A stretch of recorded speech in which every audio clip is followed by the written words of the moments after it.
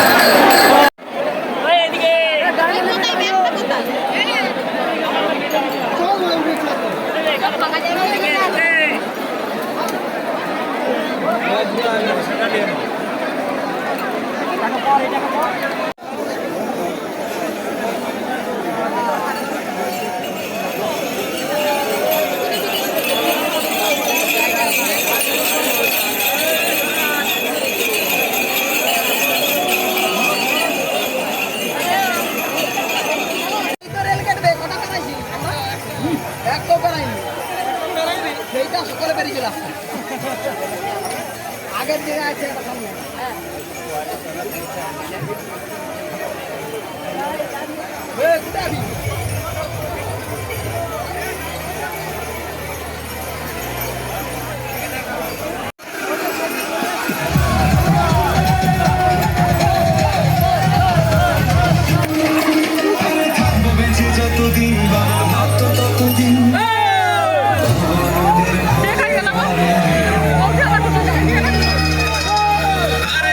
যদি দুঃখ ঝড়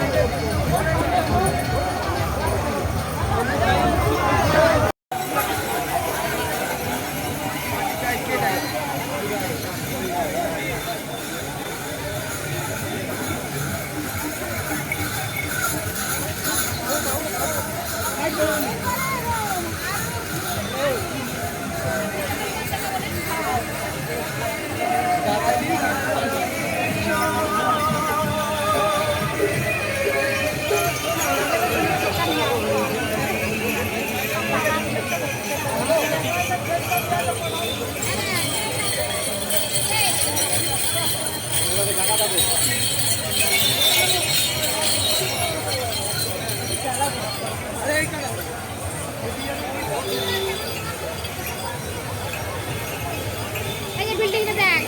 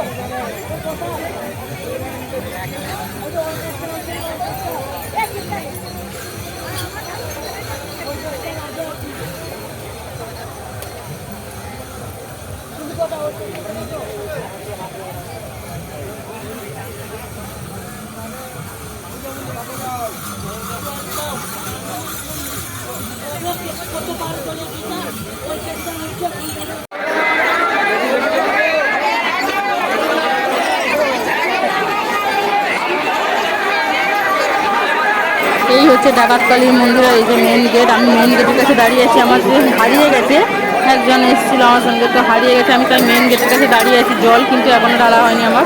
আর দুঃখের বিষয় কী বলবো, যে হারিয়ে গেছে তাই আমি তাকেই খুঁজছিলাম, তাই গেটের সামনে দাঁড়িয়ে আছি।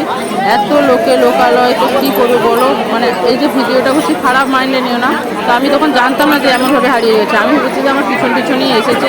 তো সেই সময় তারপরে ভিডিও বন্ধ করে দেখি যে আমার পিছনে নেই, আর ও আসেই নি, যা মানে ওকে দেখতেই পাচ্ছি না।